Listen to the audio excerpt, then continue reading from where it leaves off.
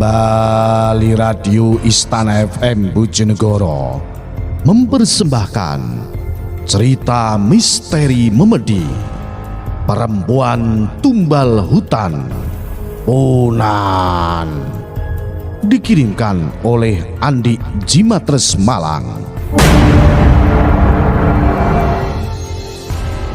Malam ini saya akan menceritakan salah satu kisah misteri dari kompilasi cerita horor seram yang ditulis Derlie 70. Kejadian ini berlangsung di sebuah tempat yang ada di Kalimantan. Inilah kisah selengkapnya.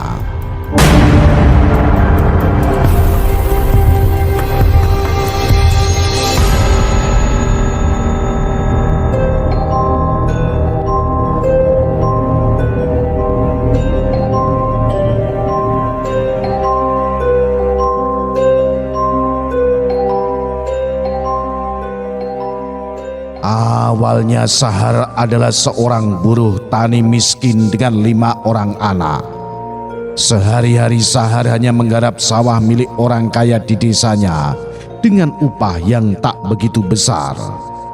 Saat istrinya sedang hamil anak ke-6, Sahar memutuskan untuk merantau ke Kalimantan Tengah untuk ikut temannya menambang emas. Perjalanan yang ditempuh sangat jauh, bahkan hampir merenggut nyawa Sahar saat melewati sungai dan hutan. Hingga tahun 2019 lalu masih belum ada akses jalan menuju ke sana.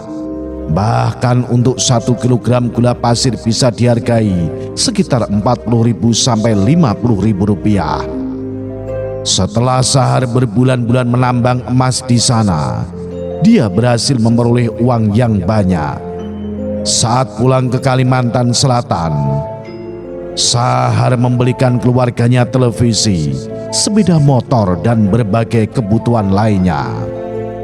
Namun kesuksesan itu tidak berlangsung lama.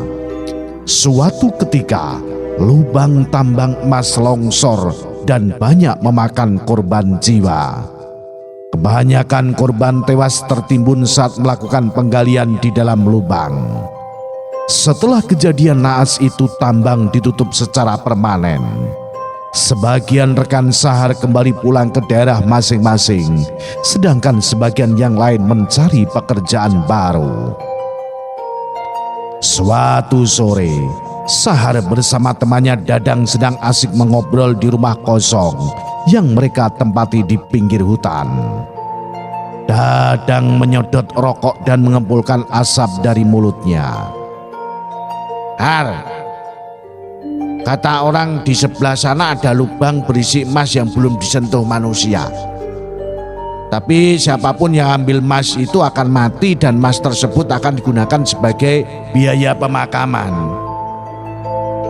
Sahar mulai penasaran. Memangnya seberapa banyak emasnya? Kata dukun yang pernah ke sana, emas itu gak bakalan habis sampai 7 turunan, Har. Jawab Dadang.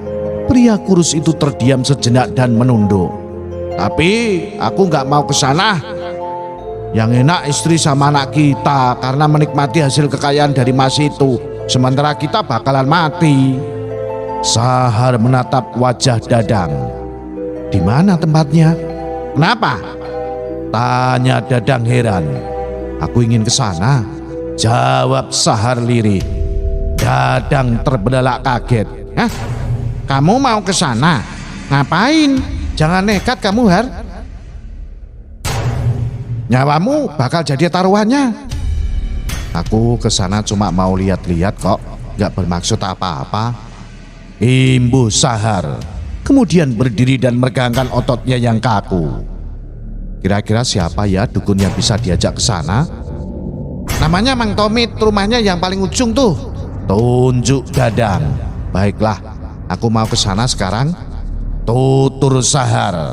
Tanpa basa-basi Dadang berdiri mengikuti Sahar. Tunggu, Har, aku ikut. Sesampainya di rumah Mang Tomit, Sahar mengutarakan keinginannya. Saya sangat ingin ke sana, Mang. Kira-kira syaratnya apa saja ya? Tanya Sahar. Pria paruh baya yang akrab disapa Mang Tomit itu menatap mata Sahar dengan tajam. Punan merah yang masih perawan. Kembali Dadang terhenyak. Hah? Punan? Mang Tomit tersenyum. Sebenarnya bisa saja kamu mengambil emas itu tanpa tumbal punan merah. Tapi sebagai gantinya adalah nyawamu. Dadang menggeleng-gelengkan kepalanya. Wah, gila. Mau cari punan kemana nih? Lagian kalau ketemu punan bisa-bisa kita yang jadi mayat. Karena punan itu hidup di hutan dan berpindah-pindah. Sebenarnya, apakah sebenarnya punan itu? Di tanah Kalimantan, punan dikenal sebagai suku yang sangat primitif. Mereka masih menganut tradisi leluhur dan cara berpakaiannya seperti zaman purba.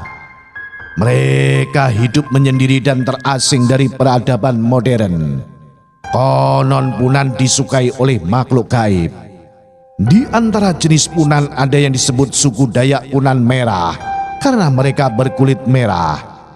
Barang siapa yang berhasil menangkap punan merah dan menyembelihnya di tempat yang dikeramatkan akan memperoleh harta berupa emas atau intan. Walaupun demikian, untuk menemukan punan merah sangat sulit dan berbahaya karena mereka dikenal sebagai makhluk tangguh penghuni hutan.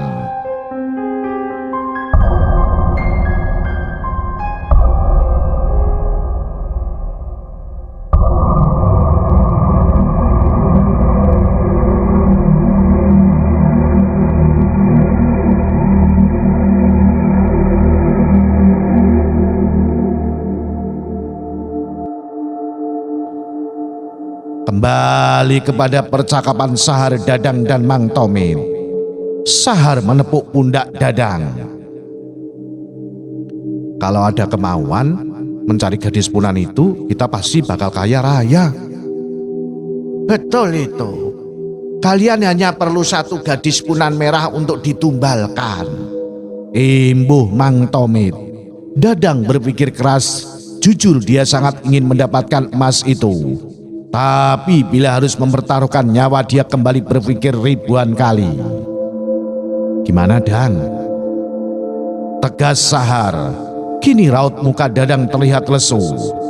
Aku pikir dulu ah. Sahar sedikit kecewa dengan sahabatnya itu. Dang, apalagi yang kamu pikirkan?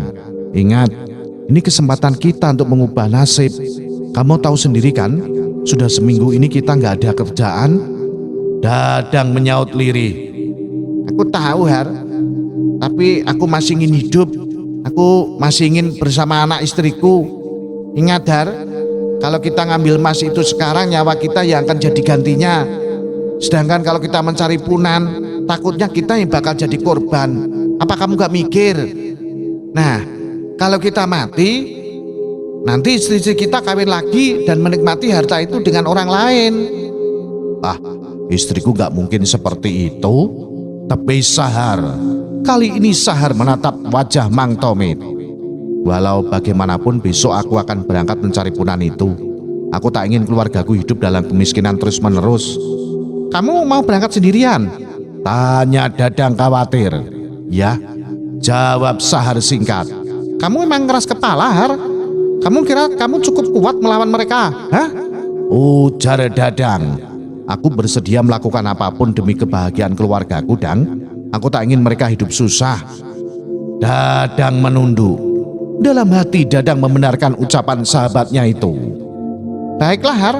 Aku akan ikut denganmu besok. Ujar Dadang. Mereka berdua akhirnya berpamitan dari rumah Mang Tomit. Keesokan harinya, Sahar dan Dadang berangkat pagi-pagi sekali untuk masuk ke dalam hutan yang diyakini sering diliwati punan.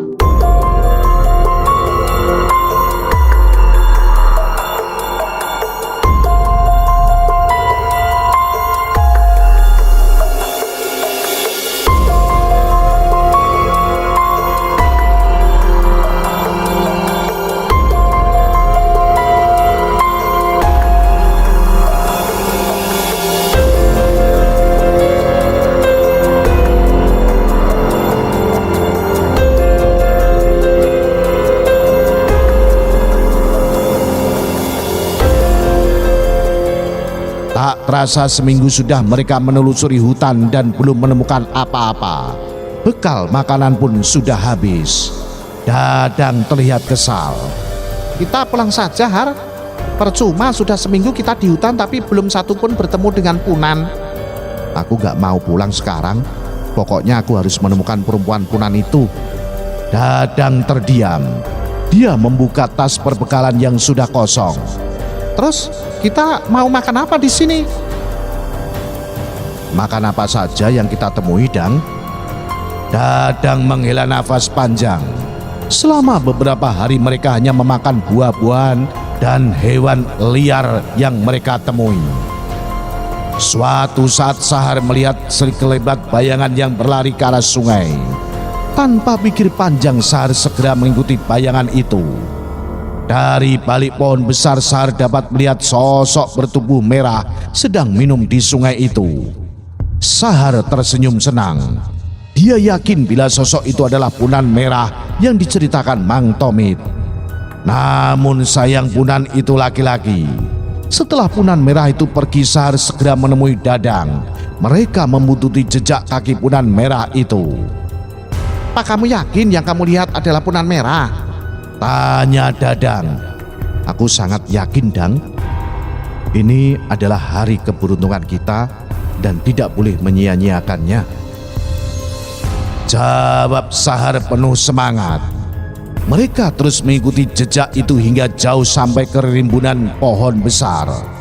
Sahar dan Dadang melihat sekelompok makhluk sama seperti manusia namun berkulit merah. Di antara sosok tersebut ada beberapa perempuan muda yang cantik walaupun berkulit merah.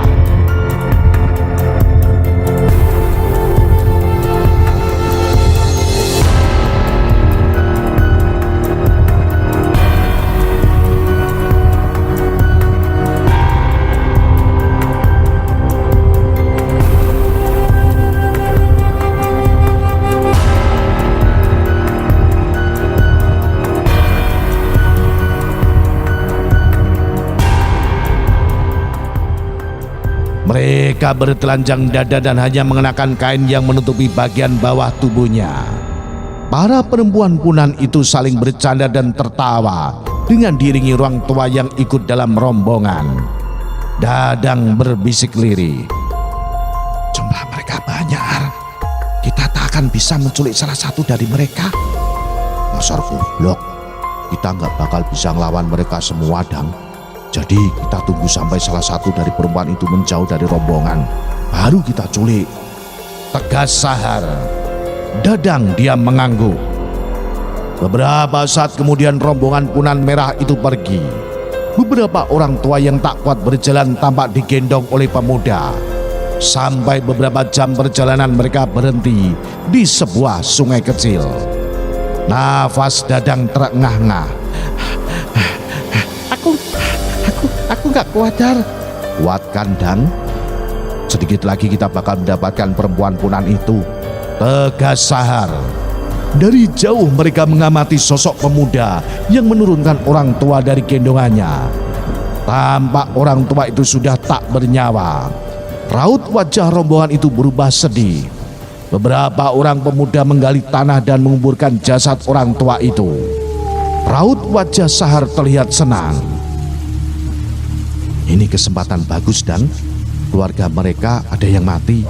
Pasti mereka berpencar untuk mencari sesuatu yang mereka perlukan untuk penguburan. Dadang tersenyum kecut. Saat para pemuda menggali makam salah satu dari perempuan Punan pergi ke hulu sungai sendirian. Sahar menarik Dadang untuk mengikuti perempuan itu. Sahar mengamati perempuan yang sedang menangis di pinggir sungai. Sahar segera mengeluarkan sarung dan tali. Ini saatnya, Dang. Tapi, Har, mereka kan sedang berduka. Tahan, Dadang. Itu bukan urusan kita. Gertak Sahar. Sahar maju perlahan dan menyergap perempuan Punan yang sedang menangis dari belakang. Kepalanya ditutup dengan kain dan tubuhnya meronta-ronta. Sahar hampir kewalahan. Ayo, Dang, pasung kakinya. Tangan Dadang gemetar memegang kaki perempuan itu. Dadang terjatuh terkena tendangan perempuan Punan.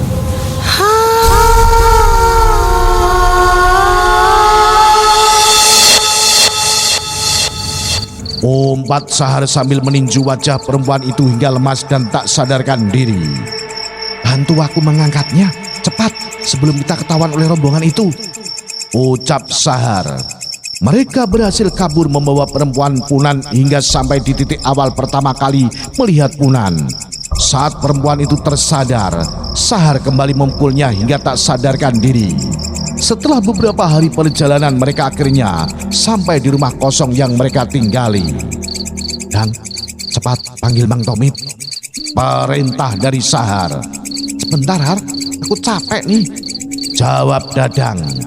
"Cepetan, sebelum perempuan ini mati kelaparan, nanti kita gagal menumbalkannya," bentak Sahar kesal.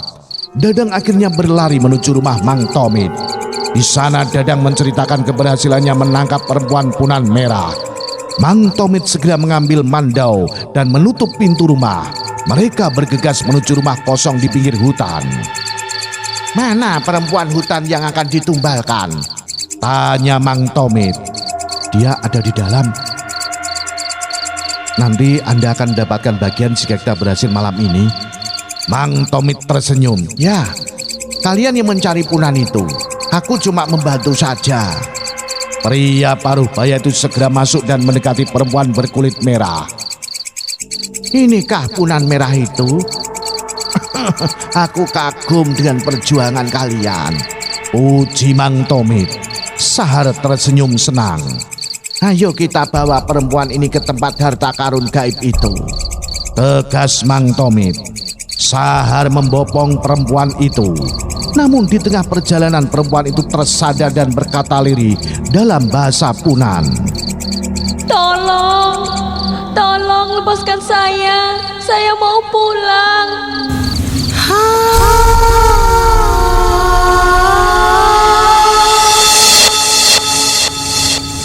Sahar tidak memperdulikan rintihan perempuan itu. Sesampainya di tempat yang diceritakan, Mang Tomit memerintahkan Sahar untuk membaringkan perempuan di atas tanah. Mang Tomit mencabut mandau dari sarungnya dan duduk bersila di depan tubuh perempuan Punan. Dia merapal japa mantra, sementara Sahar dan Dadang membuka kain penutup kepala perempuan itu. Sang perempuan terlihat ketakutan dan menangis. Air mata membasahi matanya. Dalam bahasa Punan dia berkata, "Ampun, jangan bunuh saya, ampun."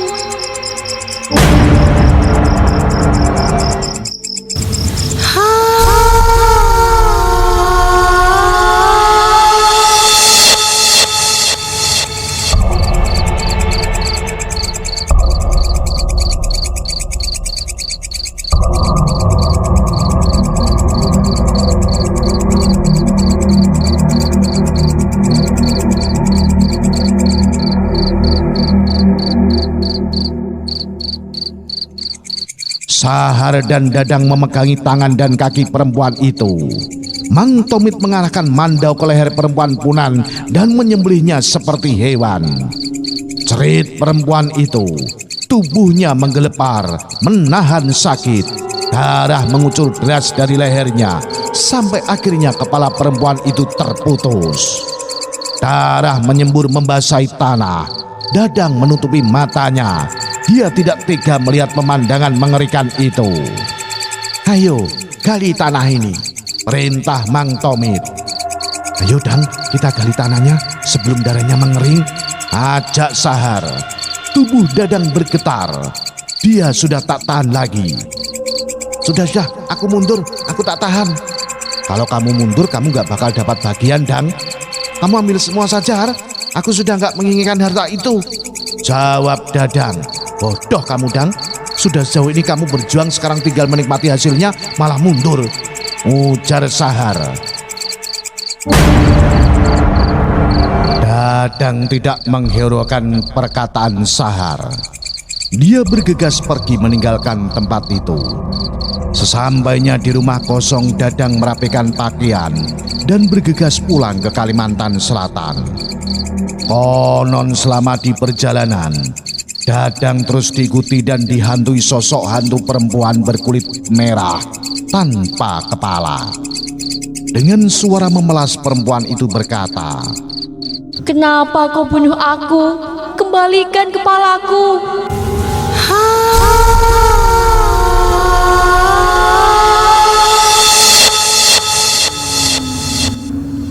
Sementara itu Sahar dengan bantuan Mang Tomit akhirnya berhasil mendapatkan emas yang diinginkan.